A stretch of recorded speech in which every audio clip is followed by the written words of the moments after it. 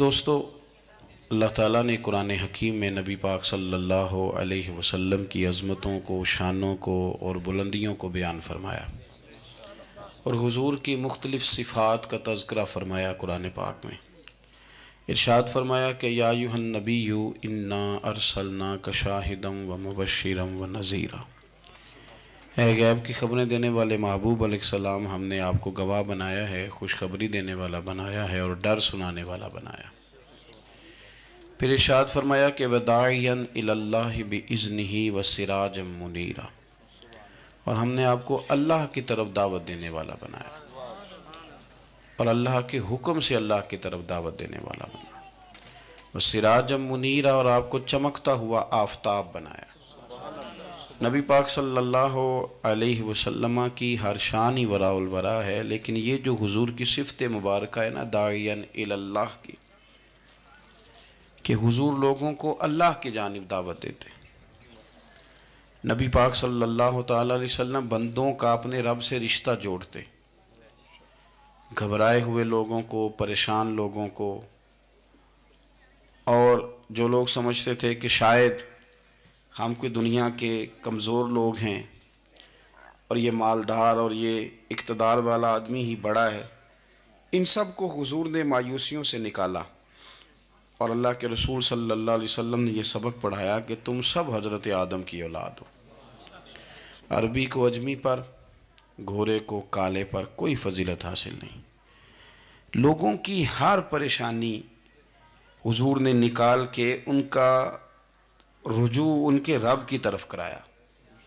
ہمارے ہاں یہ ہوتا ہے کہ انسان کو پریشانی کوئی بھی ہو اسے سکون نہیں لینے دیتی، وہ کوئی بھی ہو۔ محفل میں کسی بندے کا بٹن ٹوٹ جائے نا، یہ گلے کا، تو کوئی دیکھے نہ دیکھے اس بیچارے کی ساری توجہ بٹن پہ رہتی ہے، میرا بٹن ٹھیک نہیں۔ کسی بندے نے کپڑے صاف نہ پہنے ہوں تو آپ اس شخص سے کہیں کہ تجھے کچھ لوگ ملنا چاہتے ہیں، تو وہ اگرچہ اس کے پاس پی ایچ ڈی کی ڈگری ہے، ڈھیر سارا مال ہے، وزادار ہے، صاحب عزت ہے، لیکن وہ کہتے یار میرے کپڑے نہیں ٹھیک، تو میں کوفت محسوس کر رہا ہوں، ذرا میں اپنے آپ کو تھوڑا سا نہا دھو لوں، فریش کر لوں، پھر میں چلتا ہوں۔ آپ کے ظاہری جسم پر ایک آدھ دھبا ہو تو وہ آپ کو سکون نہیں لینے دیتا، اور اگر دھبے باطن پہ لگ جائیں، بہت سارے دھبے ہیں جو باطن پہ ہوتے ہیں، مجھے جان لو، مجھے پہچان لو، میرا بھی کوئی نام ہے، میں بھی کچھ ہوتا ہوں، یہ بھی ایک دھبا ہے، ایک مصیبت ہے۔ اور میری عزت کرو، مجھے بھی کسی طریقے سے کسی نشست پہ جگہ دو، یہ بھی ایک دھبا ہے۔ یہ ہمارے ہاں، ہمارے ملک کے اندر سیاستدانوں سے لے کر مذہبی لوگوں تک الا ماشاءاللہ پروٹوکول کا ایک مزاج آیا ہے کہ بھی بڑی دشواری پیدا کرتا ہے عام لوگوں کے لیے، بڑی آزمائش میں لوگ آ جاتے ہیں۔ حسد کر لینا، کسی بندے کی نعمت کو دیکھ کے جلنا، یہ بھی آپ کو بڑا بے سکون رکھتا ہے۔ تکبر کرنا کہ میں کوئی چیز ہوں اور باقی کو تھوڑے سے مجھ سے چھوٹے ہیں، یہ سارے دھبے، یہ ساری نقصان کی چیزیں۔ اور نبی پاک صلی اللہ علیہ وسلم نے تعریف یہ بیان کی، فرمایا ما حاک فی صدرک، یہ جو تیرے گناہ ہیں یہ تیرے سینے میں کھٹکیں گے، یہ تجھے بے چین رکھیں گے، یہ کانٹے کی طرح چبھیں گے۔ تو جتنے مرضی اچھے کپڑے پہن لے، جتنی مرضی اونچی جگہ بٹھا دیا جائے، اگر تیرے اندر کوئی روگ ہے وہ تجھے سکون سے نہیں جینے دے گا۔ رسول کائنات صلی اللہ علیہ وسلم نے نا لوگوں کی توجہ رب کریم کی جانب لگائی۔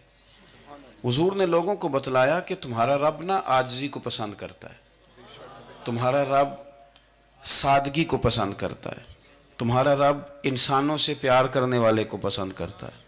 حضور سید عالم صلی اللہ علیہ وسلم نے ہمیں یہ سبق پڑھایا کہ زیادہ باتیں کرنے والے کو نہیں، اللہ سچ بولنے والے کو پسند کرتا ہے۔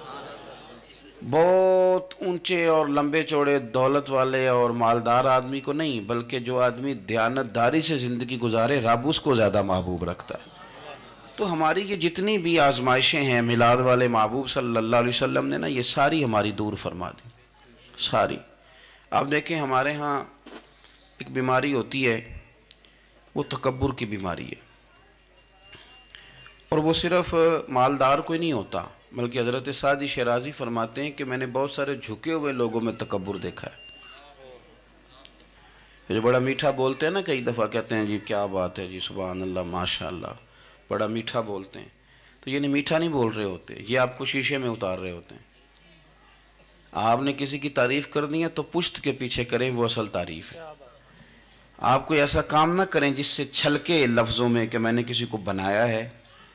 اس سے نا آپ کو خود محسوس ہوگا کہ میں حقیقت پہ زندگی نہیں گزار رہا، میں تو کوئی اداکاری کر رہا ہوں. اور جو لوگ کہتے کچھ اور ہیں کرتے کچھ اور ہیں تو وہ خود بڑے پریشان رہتے ہیں. وہ جانتے ہیں کہ یار یہ میں کہاں الجھ گیا ہوں. تو بھائی یہ جو بہت زیادہ ہمارے دلوں کے اندر چیز ہے، اور یہ ہر مقام پر بہت سارے لوگوں کو یہ چیز حاصل ہے. میں دیکھتا ہوں کہ درجہ بدرجہ ان چیزوں کا شمار ہے. کچھ کا خیال ہے کہ میری ڈگری زیادہ ہے، اور کچھ کا خیال ہے کہ مجھے عقل زیادہ ہے. کچھ کا خیال ہے کہ میری شہرت زیادہ ہے، تو کچھ کا خیال ہے کہ میری دولت زیادہ ہے. آہستہ آہستہ وہ الجھاؤ پیدا ہوتا ہے. کسی کا کچھ نہیں جاتا، وہ خود آدمی بے چین رہتا ہے. حال دیکھیں نا، یہ میری طرح کو بندہ آ جائے نا محفل میں، جس کو عادت ہے اسٹیج پہ بیٹھنے کی، اچھے لوگوں کی، بزرگوں کی، سادات کی بات نہیں کرتا، تو اس کو کبھی بیچارے کو پیچھے بیٹھنا پڑ جائے نا، تو وہ گردن اونچی کر کر کے نقیب محفل کو دکھاتا ہے کہ میں آ گیا، کسی طریقے مینوں بھی ساتھ لے کے. بے چین رہتا ہے. اور اگر اسے سکون حاصل ہو کہ بھئی حضور کی محفل میں بیٹھنا ہے، جہاں جگہ مل گئی وہیں پہ ٹھیک ہو، اور وہ سکون کے ساتھ. دیکھو اس محفل کا مہمان خصوصی میں نہیں، حضرت بزرگ تو سرپرستی کاری رہے ہیں، میں نہیں. اس محفل کا تو مہمان خصوصی وہ بندہ ہے جس نے محفل سے پہلے یہاں جھاڑو دیا ہے، جس نے یہاں دریاں بچھائی ہیں، جس بیچارے کی فوٹو بھی کوئی نہیں آئی، وہ مہمان خصوصی ہے. اور اس محفل کا تو وہ مہمان خصوصی ہے جو چپ کر کے کہیں کونے میں بیٹھا ہے، اس کو کوئی دلچسپی نہیں کہ کوئی مجھے بھی جانے گا، کوئی مجھے بھی پہچانے. اسے تو اتنا پتہ ہے کہ میں اپنے پیارے حبیب کی تعریف سننے کے لیے آیا ہوں. آپ اپنے اس طرح آپ کا ذوق دوبالا رہے گا. اگر آپ عاجزی کے ساتھ، انکساری کے ساتھ، رب رسول کی رضا کے لیے کسی جگہ بھی آپ اپنے آپ کو سیٹ کر لیں گے تو ماحول آپ کا ٹھیک رہے گا. ورنہ آپ الجھاؤ کا شکار ہیں، ورنہ آپ پریشان ہیں، ورنہ آپ تکلیف میں، ورنہ آپ آزمائش میں. بخاری شریف میں حدیث ہے، قاضی ایاز مالکی رحمۃ اللہ علیہ نے بڑی تفصیل سے لکھی ہے. راوی حضرت انس بن مالک ہیں. ایک بندہ بڑی دور سے آیا نبی پاک صلی اللہ علیہ وسلم کی زیارت کے لیے، بڑی دور سے. عرب کے جو سردار ہوتے تھے ان کے بڑے ناز نخرے ہوتے تھے. وہ خیر آج بھی ہیں، پروٹوکول کا ماحول آج بھی، یعنی وزیر صاحب کے آگے دو چار گاڑیاں نہ ہوں تو ان کو مزہ ہی نہیں آتا. پولیس والے آگے پیچھے بھاگیں تو حالانکہ ان کو نہیں پتا کہ جو پولیس والے آگے پیچھے بھاگ رہے ہیں نا، یہ حکومت بدلی تو گرفتار کرنے بھی انہوں نے آنا ہے. لیکن وہ بڑا مزہ آتا ہے جب لوگ گاڑی کے پیچھے بھاگتے ہیں. کیا بات ہے جناب، بڑی بات. اور ہماری طبیعتوں میں پتہ نہیں کون سی، یہ پیسے پھینکنے والے دوست مجھ سے ناراض نہ ہو جائیں، لیکن میں اکثر سوچتا ہوں کہ یار یہ کس طرح کا کام ہے کہ پہلا کھلارنے پھر آپ اکٹھے کرنے. تو آپ کٹھے دے دیں جس کو دینے ہیں، ختم ہو جائے بات. یعنی وہ محفل میں نا گپ شپ ہو رہی ہوتی ہے، کٹھے کرنا لے پان دینا لے، کس چکر میں پڑ گئے.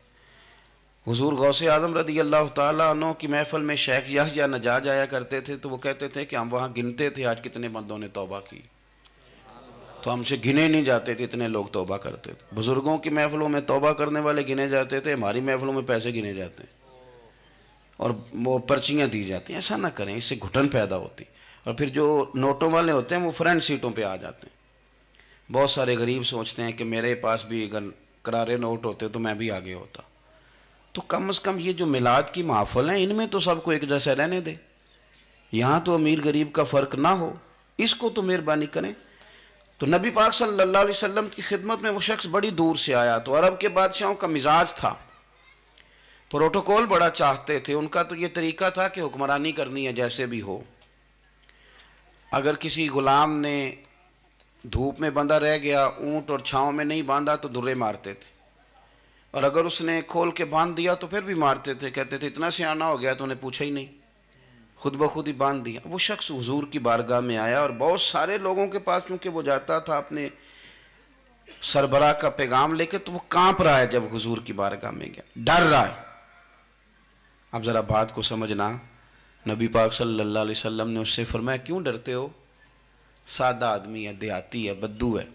اللہ کے رسول نے تھپ کی دی. کیوں ڈرتے ہو؟ تو کہتے ہیں حضور مجھے آداب نہیں آتے اور مجھے ڈر آتا ہے کوئی بات اگر ایسی ہو گئی آپ مدینے کی حکومت کے سربراہ ہیں تو کہیں آپ ناراض نہ ہو جائیں. حضرت انس بن مالک فرماتے ہیں بات کہاں کی تھی، پہنچ کہاں گئی. جب اس نے یہ کہا نا کہ آپ تو حکومت کے سربراہ ہیں، کہیں کوئی غلطی نہ مجھ سے ہو جائے، تو نبی پاک کی آنکھوں میں آنسو آ گئے.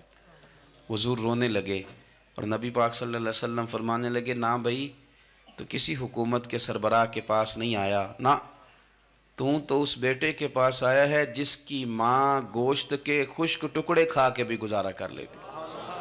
میں تو ایک غریب ماں کا بیٹا ہوں.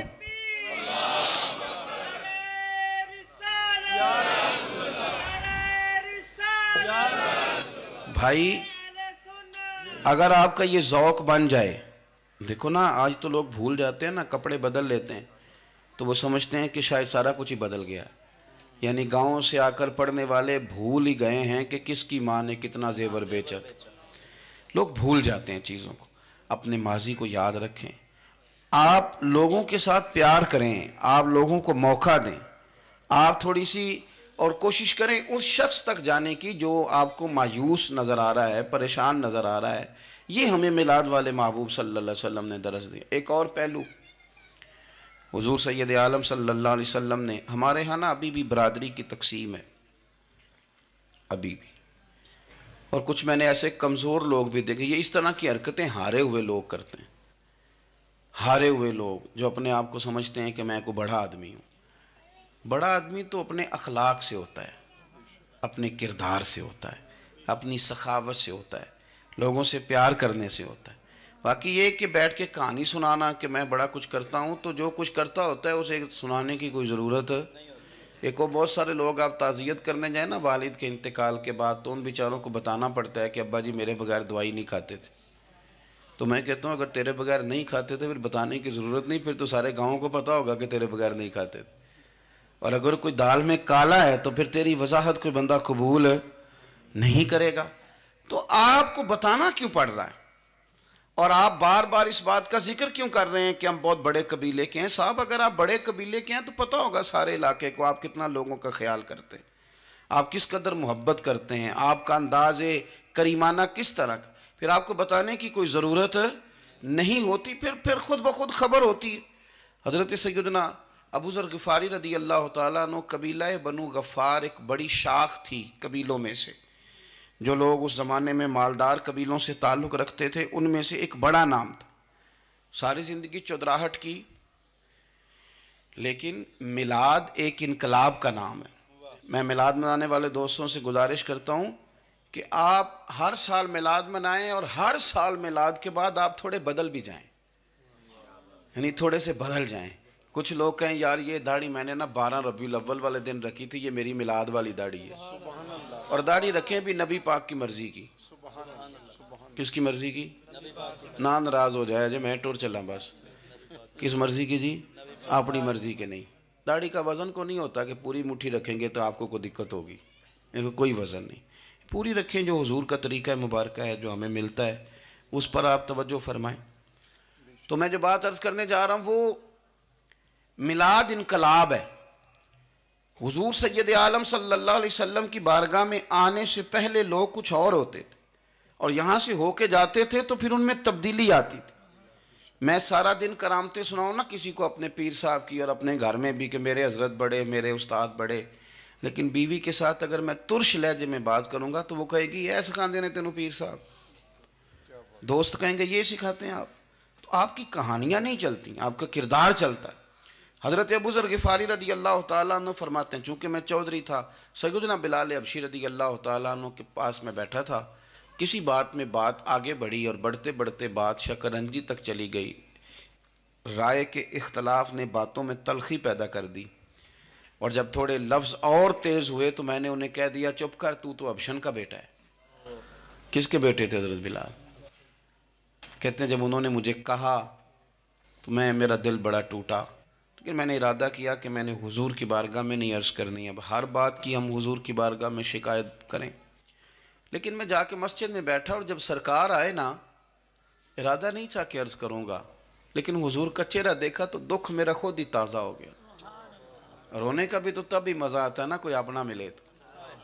فرماتے ہیں کہ میرے آنسو نہ بغیر اختیار کے چھلک پڑے اور میں کھل کے روئے، کھل کے۔ قربان جاؤں محبوب کے بھی، حضور نے پاس نہیں بلایا بلکہ نبی پاک اٹھ کے خود میرے پاس آئے اور مجھے کندھوں سے پکڑ کے سینے سے لگایا، اور جب میں کھل کے رو لیا تو حضور میرے آنسو پوچھنے لگے۔ کچھ شعر ایسے ہوتے ہیں جو کسی نے کہے ہوتے ہیں، اور کہنے والا جو ہوتا ہے وہ صاحب حال ہوتا ہے، تو اس میں کچھ خوبصورتی زیادہ ہی ہو جاتی ہے۔ ایک پنجابی کے شاعر ہمارے گجرات میں گزرے، بزرگ تھے، ان کا ایک شعر ہے، وہ کہتے ہیں ایک واری میری آنکھیاں چوں اونا نے اتھرو پونجے سن، ایک واری میری آنکھیاں چوں اونا نے اتھرو پونجے سن، ہن تے چسکا پہ گیا رونے دا۔ ایک واری میری آنکھیاں چوں اونا نے اتھرو پونجے سن، ہن تے چسکا پہ گیا رونے دا، تے ہر ویلے آہو زاری دا۔ تو میں روز رونے لگا ہوں، مزہ ہی بڑا آیا ہے جب سے محبوب نے چپ کرانا شروع کیا۔ میرے عزیز، اور پھر حضرت بلال حبشی رضی اللہ تعالیٰ عنہ چونکہ حضور کے غلام تھے اور انہیں پتہ تھا کہ سرکار میری ناز برداری کرتے ہیں، حضور نے چپ کرایا۔ فرمایا کیوں روتے ہو؟ تو عرض کرنے لگے یا رسول اللہ صلی اللہ علیہ وسلم، اگر میں حبشن کا بیٹا ہوں تو میری تو غلطی کوئی نہیں نا، یہ تو تقسیم اللہ کی ہے نا۔ الذی خلقک فسواک فعدلک فی ای صورت ما شاء رکبک، جس طرح وہ چاہتا ہے، جس کو چاہتا ہے اس طرح کی اس کی صورت بنا دیتا ہے۔ تو مجھے حبشن کا بیٹا کہا جاتا ہے، میری غلطی کیا ہے؟ حضرت بلال نے بھی نہیں بتایا کس نے کہا، لیکن نبی پاک صلی اللہ علیہ وسلم نے کیا فرمایا؟ امام یوسف صالحی نے لکھا ہے، ذرا غور کرنا بات پر، تسلیاں لوگ اور رنگ میں بھی دیتے ہیں پر یہ تسلی بڑی انوکھی ہے۔ حضور فرمانے لگے بلال اگر تو حبشن کا بیٹا ہے تو پریشان کیوں ہوتا ہے؟ کالے رنگ والی ماں کا بیٹا ہے تو پریشان کیوں ہوتا ہے اگر تیری والدہ کا رنگ کالا ہے تو؟ عرض کی حضور آپ کیا فرمانا چاہتے ہیں؟ تو سرکار فرمانے لگے میں دو ماؤں کا بیٹا ہوں، ایک جناب آمنہ جنہوں نے مجھے پیدا کیا، اور ایک حضرت ام ایمن جنہوں نے میری پرورش کی، مجھے بڑا کیا۔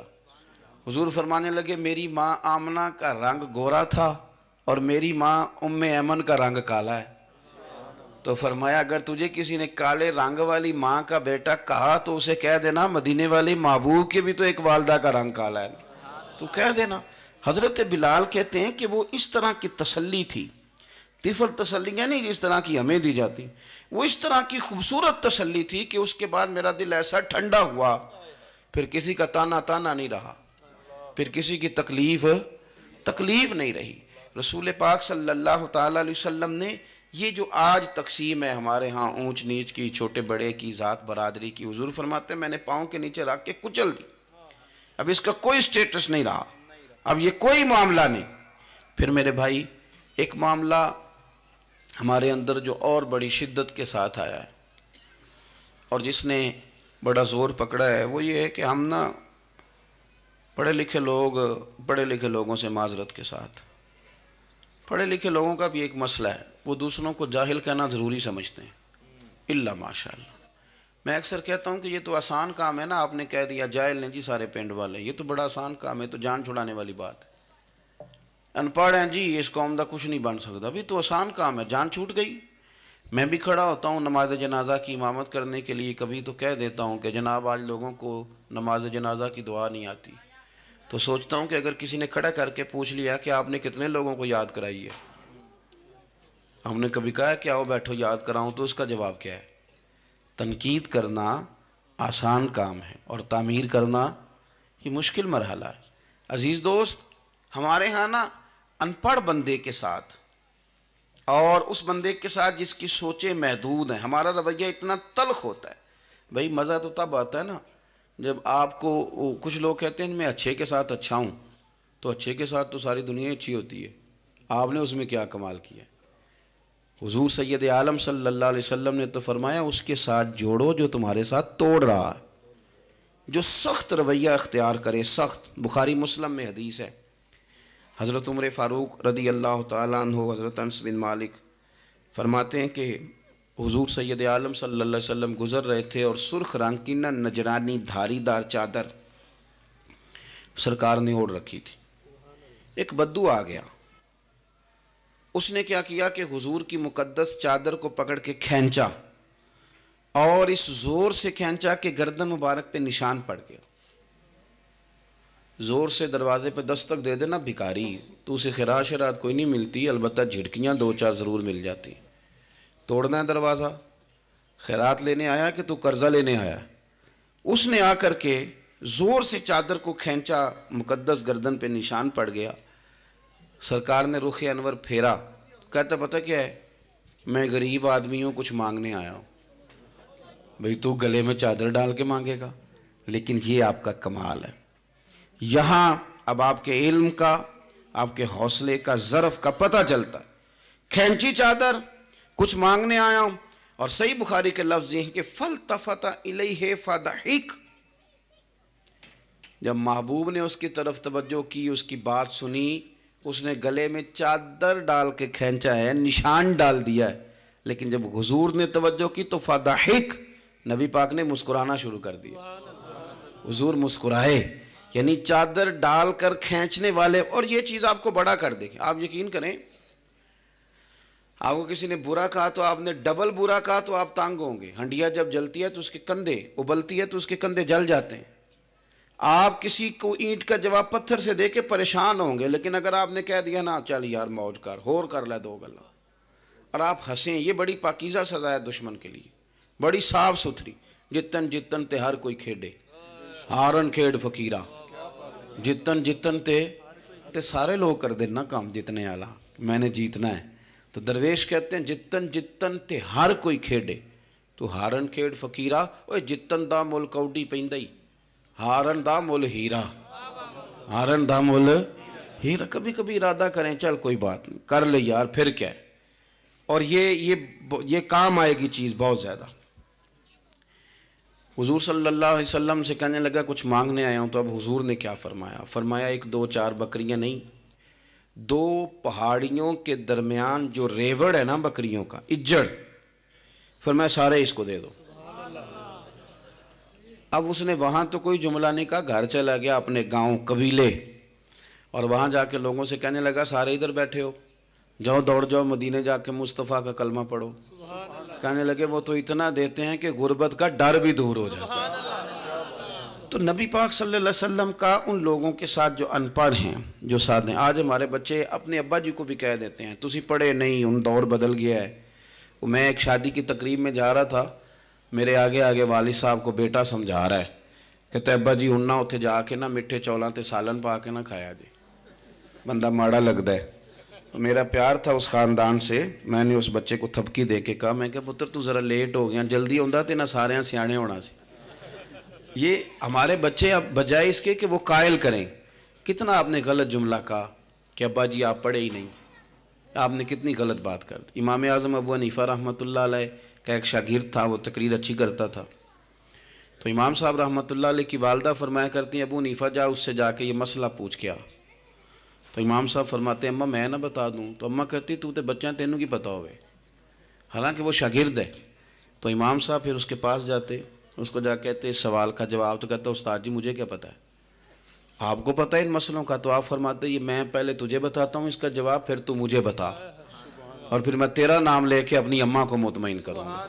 اس لیے کہ ماں باپ کو دلائل نہیں دیے جاتے، انہیں راضی کیا جاتا ہے۔ اور میں بچوں سے گزارش کروں گا ابا جی کو پیسے بھی دیں، اماں جی کے وہ کپڑے بھی لے کے دیں، لیکن ضروری یہ ہے کہ ان کو وقت دیں، ان کے پاس بیٹھیں، ان سے مشورہ کریں، ان کو آپ کے وقت کی ضرورت ہے۔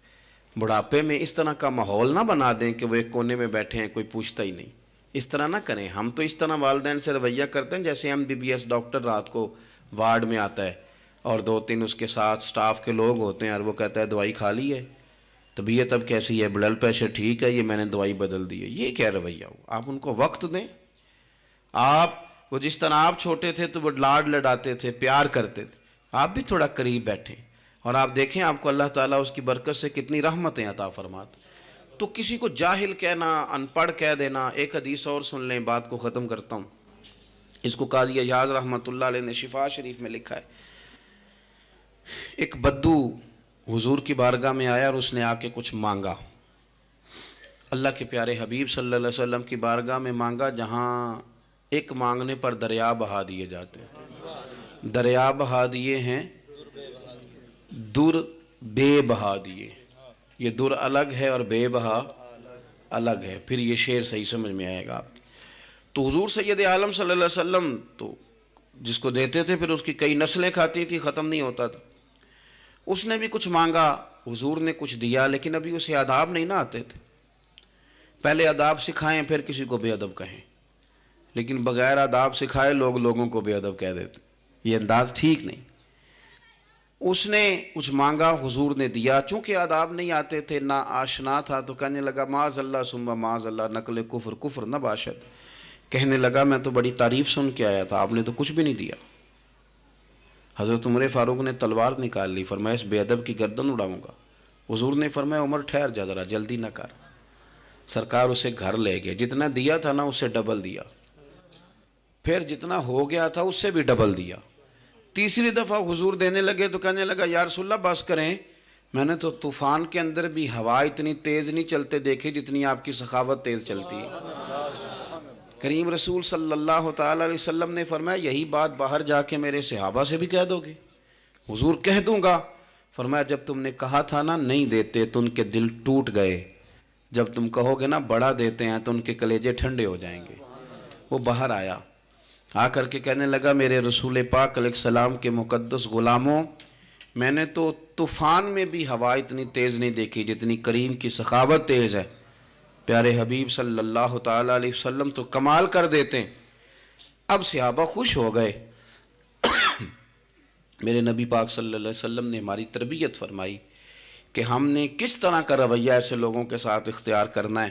حضور فرمانے لگے عمر اگر تم اس سے پہلے قتل کر دیتے جو اس نے کہا تھا تو یہ دوزخ میں جاتا، اور اب جو کہہ رہا ہے اس پر مرے گا تو رب اسے جنت عطا فرمائے گا۔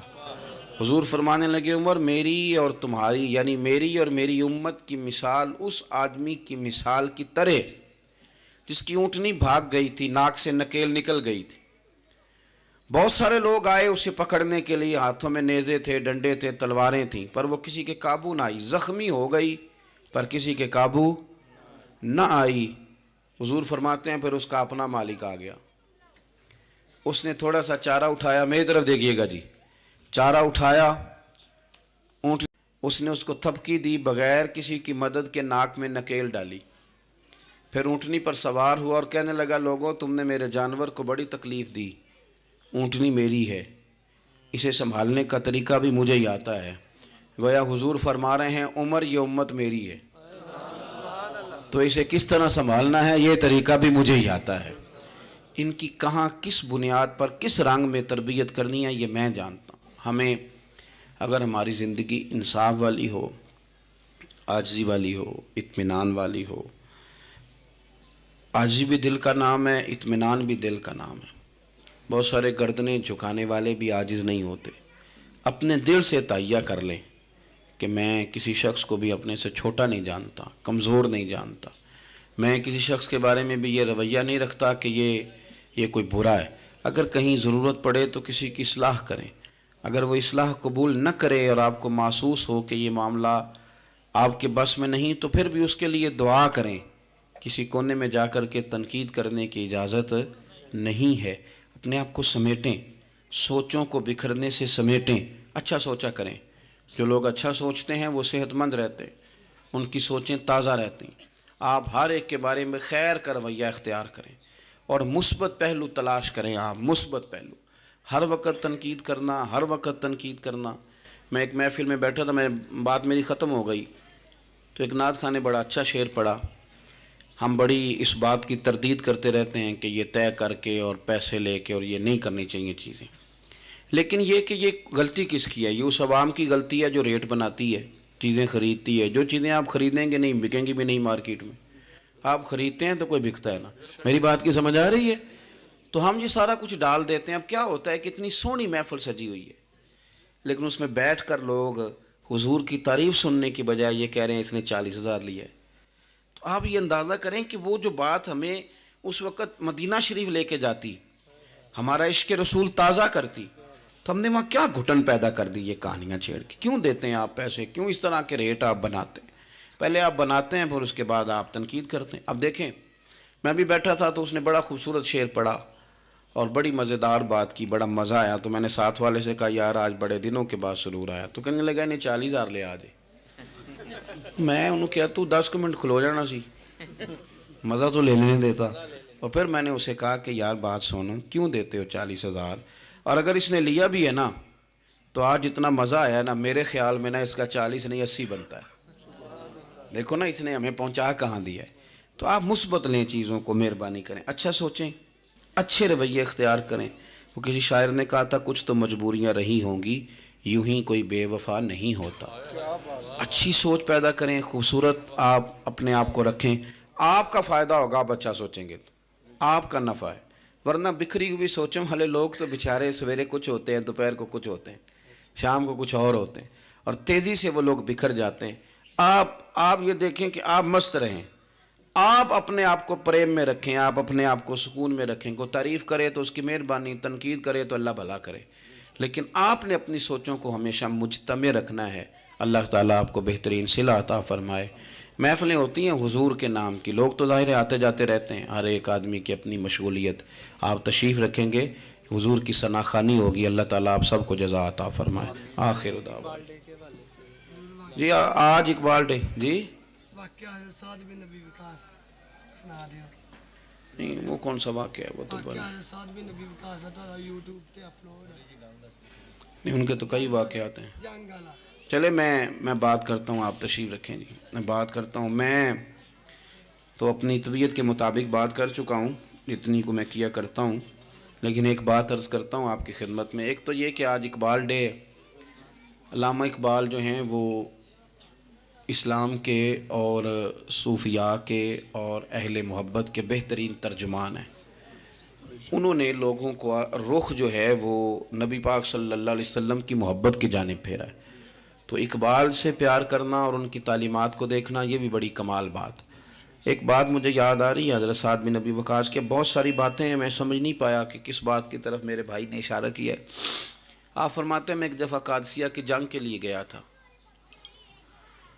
تو اس بادشاہ جس سے ہماری جنگ تھی اس کے بارے میں معروف تھا کہ تاج بڑا قیمتی پہنتا ہے. ہوتے ہیں نا جی، ہمارے ملک میں بھی کچھ بادشاہ ایسے ہیں جو 6-6 کروڑ کی گھڑی پہن لیتے ہیں.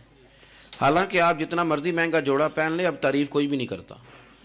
اب ختم ہو گیا دور، اب سارے وراء الورا ہیں. اب ہر بندے کی ڈیزائننگ بڑی شاندار ہے، جس کو بھی چھیڑ دیں. تو وہ تاج بڑا قیمتی پہنتا تھا، ہیرے لگائے ہوئے تھے. حضرت سعد بن نبی وقاص رضی اللہ تعالیٰ عنہ نے لوگوں سے کہا کہ اس کے تاج کا خیال رکھنا، مل گیا تو مال غنیمت میں فائدہ ہوگا. جنگ ہوئی شام کو، تاج اس کا کہیں ریت میں کھو گیا. لوگوں نے کچھ دیر ڈھونڈا، بادشاہ قتل ہو گیا، ملا نہیں. حضرت سعد بن نبی وقاص نے کہا چھوڑو سو جاؤ، اتنا بھی ضروری نہیں. فرماتے ہیں کہ میں اپنے خیمے میں چلا گیا تو ایک آدمی نے اندر آنے کی اجازت مانگی. میں نے کہا آ جاؤ. وہ آیا تو اس نے چادر کی اوٹ میں اپنا چہرہ چھپایا ہوا تھا، اور پھر اس نے جب وہ چادر کھولی تو اندر سے اس نے وہ ہیروں کا چمکتا ہوا تاج میرے سامنے رکھا. کہنے لگا میں گزر رہا تھا، گھوڑے کے پیر سے کچھ چیز ٹکرائی ہے، میں نے ریت کھودی ہے تو یہ نکل آیا.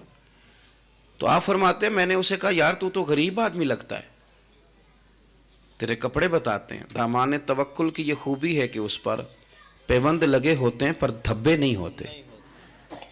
تو غریب آدمی لگتا ہے. اس نے کہا جی میں جب آیا تھا تو بچوں کے لیے شام کا کھانا تھا، کسی پڑوسی سے ادھار کی گزارش کر آیا تھا، لوٹ کے جاؤں گا تو اللہ خیر کرے. آپ فرماتے ہیں کہ وہ رکھ کے نا غریب آدمی، اتنی دیانتداری، اتنا اخلاص، چہرہ بھی چھپایا ہو. جب اس نے رخ پھیرا تو میں نے اسے کہا میاں نام ہی بتا دو، باپ کا نام اور قبیلے کا نام ہی بتا دو. کیسے اس نے رخ نہیں پھیرا، ادھر ہی چہرہ رکھا دروازے کے جانب. کہنے لگا حضور یہ کام میں نے آپ کے لیے نہیں کیا، یہ دیانتداری اور اخلاص میں نے آپ کے لیے یا شہرت کے لیے یا لوگوں کو بتانے کے لیے نہیں کیا. جس رب و رسول کے لیے میں نے یہ کام کیا ہے نا، وہ میرا نام بھی جانتے ہیں، باپ کا نام بھی جانتے ہیں اور قبیلہ بھی جانتے ہیں. انہیں پتہ ہے میں نے اللہ کی رضا کے لیے کیا ہے. تو جن کے لیے کیا ہے انہیں میری اس بات کی خبر ہے. اس لیے حضور نے فرمایا ہے کہ اللہ نہ تمہاری جیب دیکھتا ہے نہ چہرہ دیکھتا ہے، وَلَٰكِن يَنْظُرُ إِلَىٰ قُلُوبِكُمْ، وہ جب دیکھتا ہے تمہارے دل دیکھتا ہے. تو اس پر توجہ رکھیں، یہ صاف ستھرا رہے تو بڑے سارے کام بن جاتے ہیں. اللہ عمل کی توفیق رفیق عطا فرمائے۔ آخر دعوانا الحمدللہ رب